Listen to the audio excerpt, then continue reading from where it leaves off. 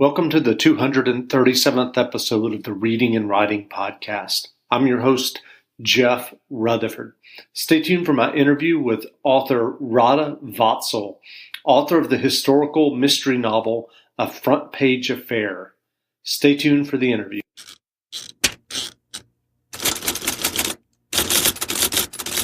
Welcome back to the Reading and Writing Podcast. My guest today is Radha Vatsal, author of the new historical mystery novel, A Front Page Affair. Radha, welcome to the podcast. Thank you. Thanks for having me. Sure. Well, can you read 2 or 3 pages from your new novel, A Front Page Affair? Sure, I'd be happy to.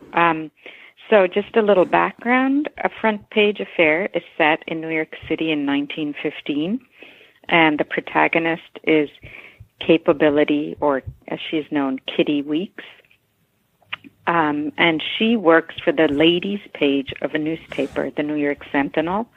Back in 1915, women were sort of relegated to specialized departments of newspapers. They weren't allowed to report general news because it was felt that they couldn't stand the strain of working under deadlines or going out and about the way that men could. And so the section I'm going to read to you, so what happens is that Kitty is sent to cover a July 4th party at which one of the guests is murdered. And she returns back to the paper, and one of the male reporters from the news desks asks her to assist with covering the story. And also just a little bit of background on the period is that the U.S. is still neutral. It hasn't yet joined World War I, although that's going on in Europe. The Lusitania has just been sunk. And also there's this attack on J.P. Morgan's mansion, but that on J.P. Morgan at home is his mansion, although I guess that doesn't appear in this section that I'm reading. This is a conversation between Kitty and the male reporter. Great. Let me get the page.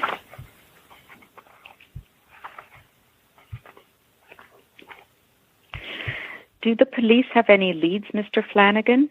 Kitty leaned across the metal table. That's not for you to worry about. Flanagan rubbed the fleshy pads of his fingers together. What I need from you is texture, details about the evening, who came, what was said, emotional reactions and such. How did the guests respond when they heard the news? How did the police handle matters? The feminine viewpoint on things. Ah, yes, I see, the woman's angle. Kitty swallowed her disappointment. Well, don't tell me. Write it down. Write it down, he repeated. Yes, Mr. Flanagan. And have you conducted an interview before? Ah, Kitty wasn't about to draw attention to the fact that the first time she actually spoke to anyone on official Sentinel business had been yesterday at the party. Tell me, how does one go about it? Flanagan didn't notice her hesitation. An interview, Kitty began, is a journalistic form, first attempted on this side of the Atlantic. I'm not asking what, Miss Weeks, I am asking how. Please, answer the question precisely. Yes, Mr. Flanagan. Kitty quoted from Schumann's Practical Journalism.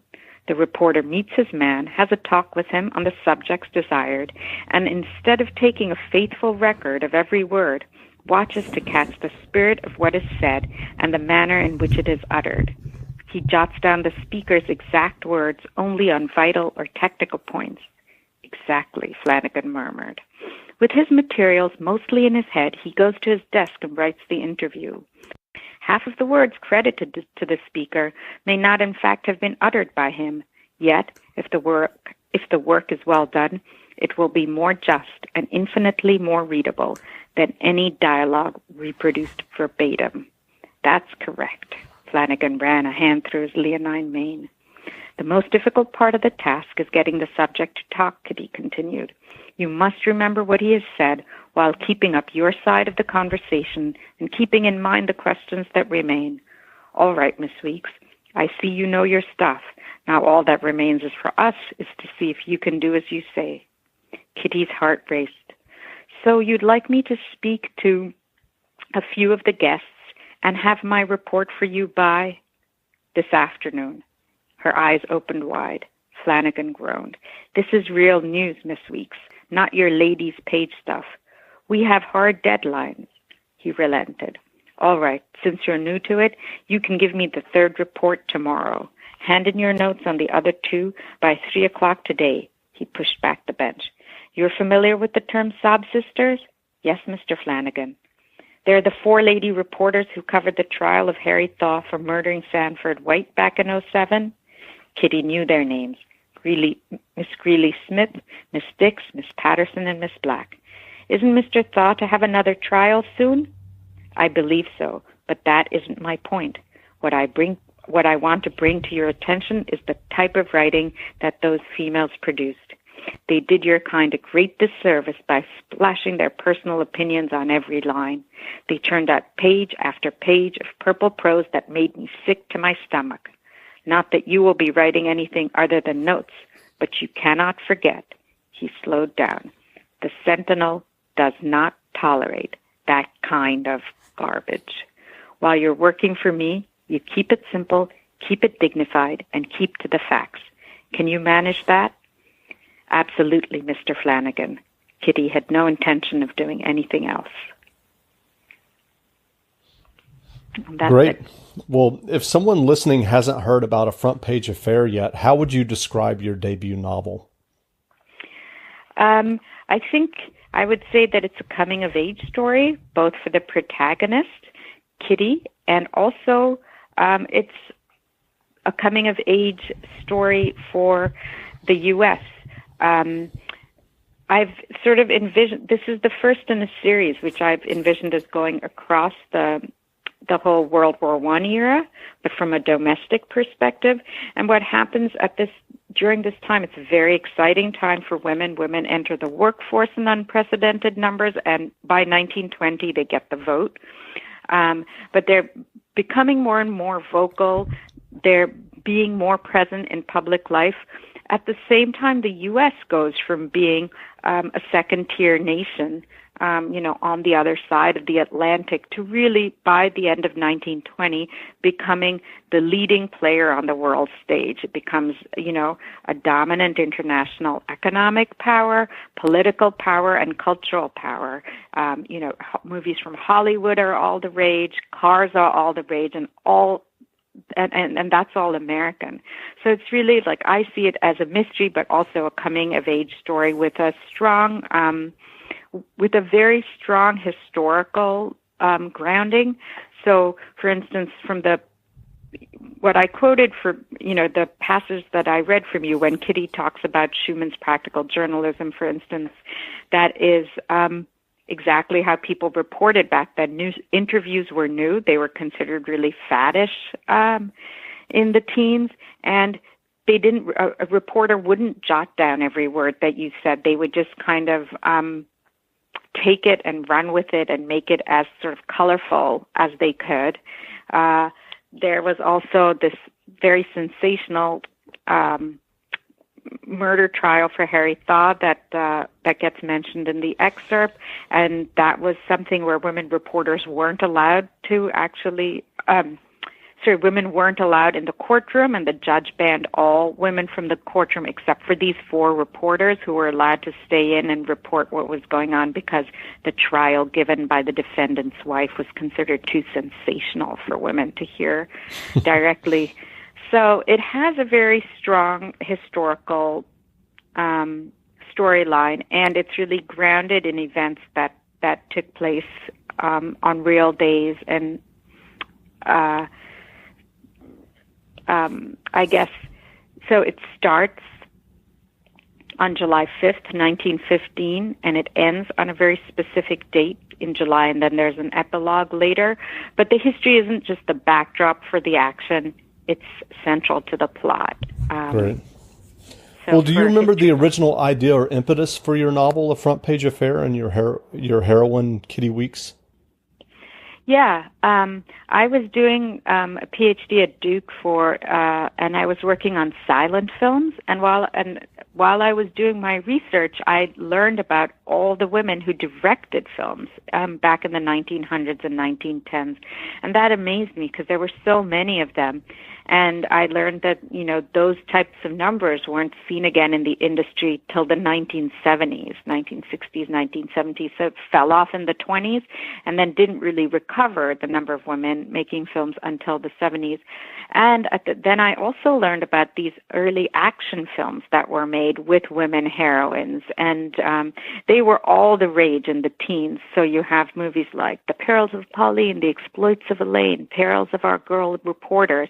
And they all had these women protagonists who were just doing everything. There's one, The Hazards of Helen, where you see Helen jumping onto a moving train and battling these bandits who stole. She's a telegraph operator who stole from the railways, and she defeats them and she gets her job back and things like that. I mean, very active. They're brandishing guns, and I was like, what is going on here? And why do more people not know about these women and the things that were going on at the time? And that's when I began to be more interested in the period and started looking into it further, and then realized how much also the U.S. was changing at that time. And then I really thought, I want to write something set in this period, but what kind of heroine do I need? At first I thought, maybe I would make her a film actress herself, but then I thought that I realized it might be a little limiting. So I came up with this idea of having her be a journalist, which is another kind of, in fact, women journalists were the heroines of many of these action films because they get to go out in the world and ask questions and do things. And so that's really where the idea came from. That's really interesting. You mentioned about the historical, the historical setting, and you've talked about that and talked about, how the novel opens on a specific date and ends on a specific date. So I wondered, what was your research process like to research the book, given that it was, given that you've stuck so close to the historical record? Well, yeah, so the process was really a lot of fun. I mean, first I did some sort of broad things, and I kept just sort of reading around in the period until I found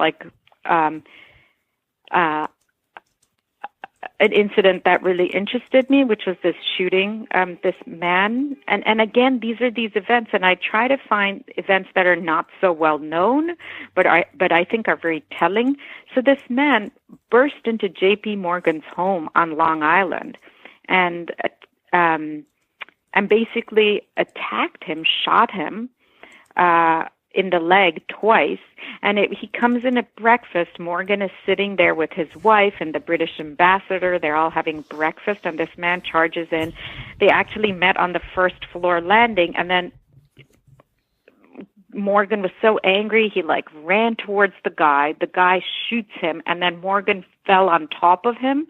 And J.P. Morgan was a very big man, 250 pounds, so he pins his scrawny attacker under him, although he's fallen down with bullet wounds. And then his wife yanks away a pistol, and the butler conks the guy on the head with a piece of coal. And this is all true. And I was like, this is crazy. So, I mean, I found this incident that interested me, and then what I do and what I've done, I just handed in a draft for book 2, is I go through the papers, which is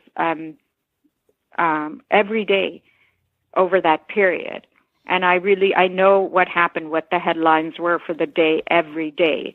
And then I kind of sketch out the events of the story. So it's Kitty the plot of the story I kind of insert it into the framework of what history gives me, sort of day by day. And I like to have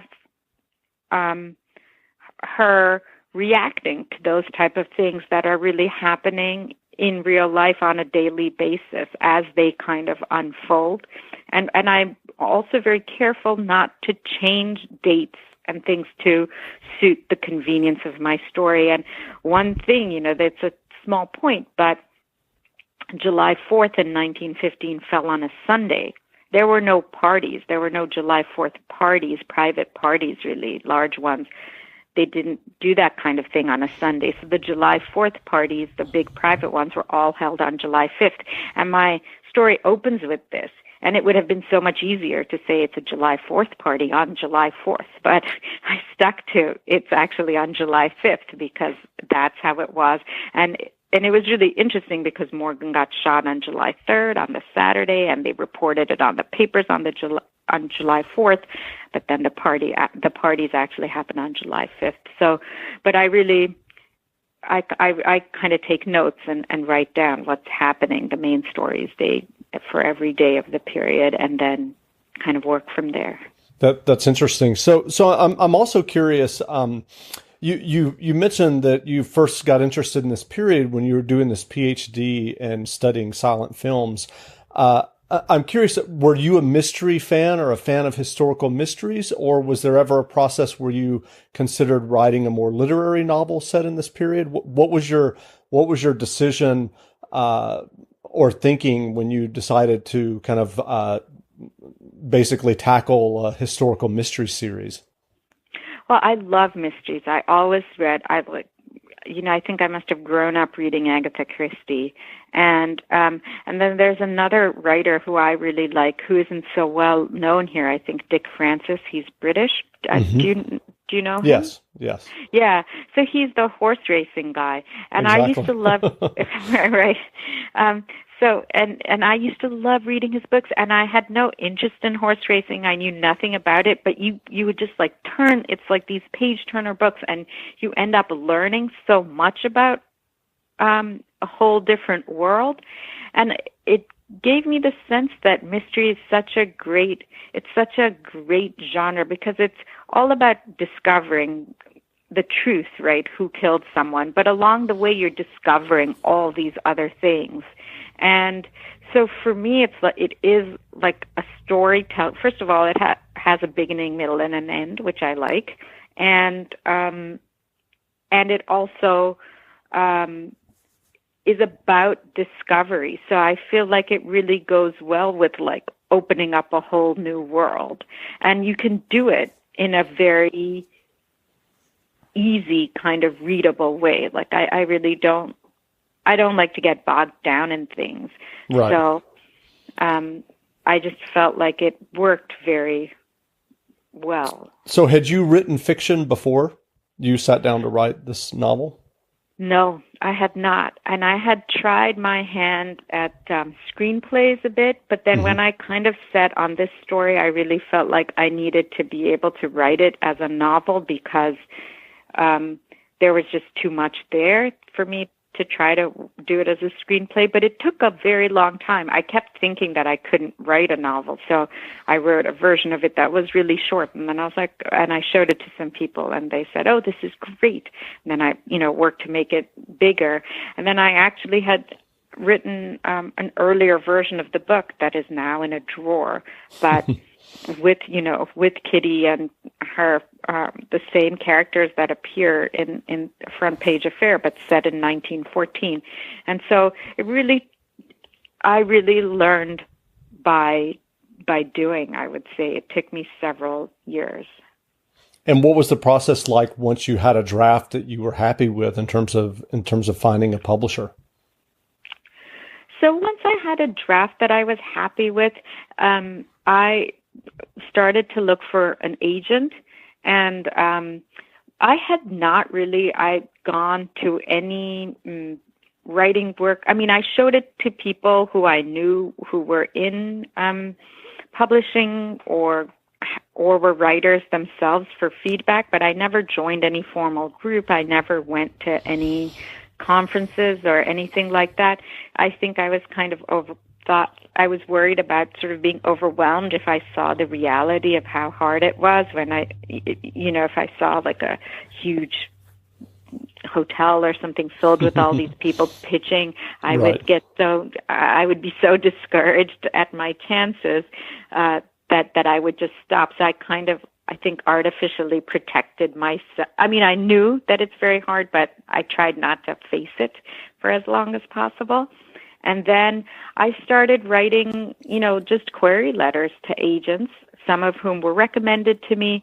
And I tried to also, people said, and I think this was very good advice, try to find a book that's similar to yours and query the agent that represents that book. For me, the tricky part was trying to figure what that meant. I was like, how similar? New York historical similar, style similar, length similar. And that actually took me a bit of time until finally a friend said, no, it's, protagonist, period. You have to be don't be creative when thinking about similar. Right. Go very similar. So and in the end, that's how I found my agent. I queried the agency that represented a writer whose work was similar to mine, and they were interested, and we went from there. Do you mind mentioning who the writer was? Yeah, actually, it's Rhys Bowen. Oh, okay. Great. So, given your success to date with getting the series published, and you just mentioned, obviously your debut novel is out, which we've been talking about, and you said that you turned in the draft for the second novel. Given your success to date, what advice would you have for aspiring writers who might be listening and are interested in writing their own novels or short stories? Well, I think the most important thing is to finish what you're doing.